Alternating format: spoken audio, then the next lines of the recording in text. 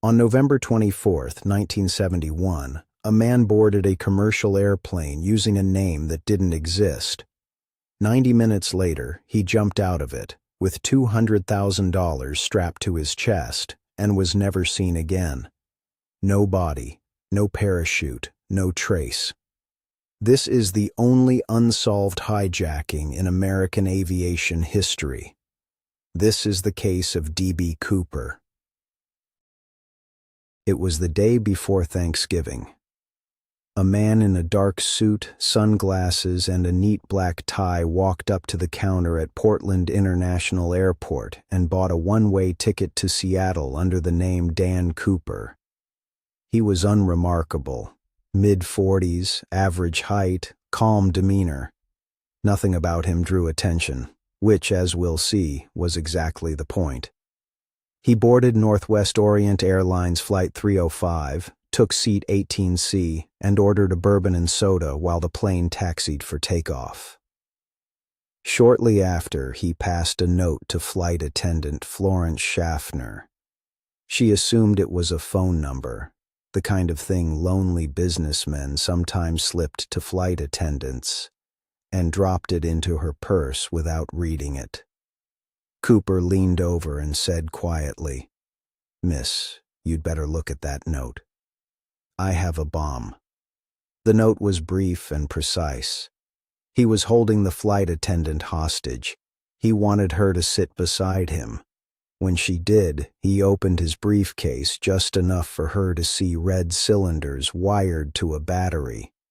Whether it was a real bomb was never confirmed, but no one on that plane was willing to test it.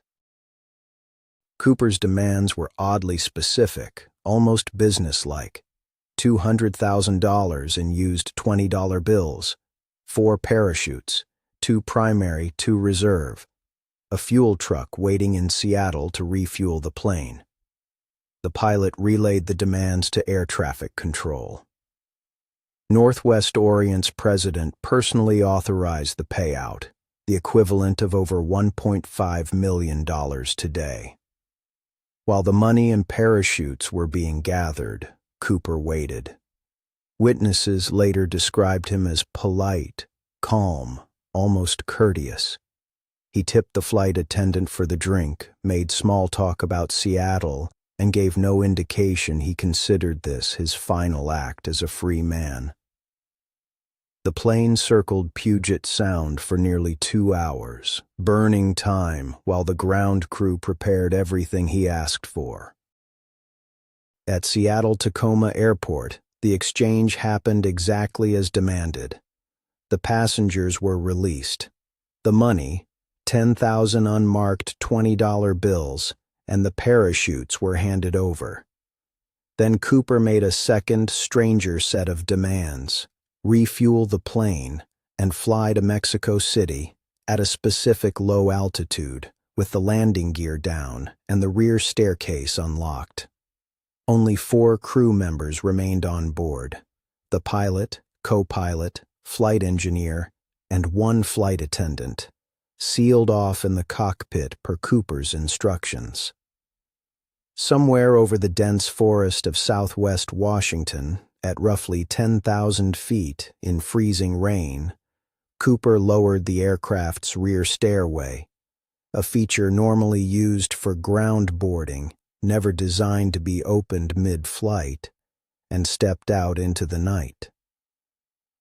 The crew felt the plane buck from the sudden pressure change. That was the last physical trace of D.B. Cooper. The FBI opened what would become one of the longest investigations in its history, Norjack. For years, over 1,000 suspects were investigated and cleared. Skydivers, ex-military, disgruntled airline employees, anyone with the parachuting skill and local knowledge to survive a jump like that. Then, in 1980, an 8-year-old boy digging on the banks of the Columbia River found something extraordinary: 3 bundles of decaying $20 bills, still wrapped in rubber bands, totaling $5,800, and matching the exact serial numbers from Cooper's ransom. It was the first physical evidence since the jump, and it raised more questions than it answered. How did the money end up there, nearly 20 miles from Cooper's estimated jump zone? Did he bury it? Did the river carry it? Did he not survive the landing at all? The FBI officially closed the case in 2016, not because it was solved, but because resources ran out. It remains to this day the only unsolved commercial hijacking in U.S. history. Over 5 decades, theories have ranged from plausible to bizarre. The survivor theory. Cooper was an experienced jumper who used his knowledge of the terrain to land safely, bury the money, and disappear into a new identity. The death theory. Jumping into freezing rain at night over dense forest in a business suit with no jumping experience with that specific rig is close to a death sentence. Under this theory, Cooper's remains are simply still out there, undiscovered. The named suspects. Several individuals have been proposed by amateur investigators and journalists over the years, each with circumstantial ties but never conclusive evidence linking them to the crime. The truth is, we don't know, and barring new physical evidence, we may never know. What makes this case endure isn't just the mystery, it's the audacity.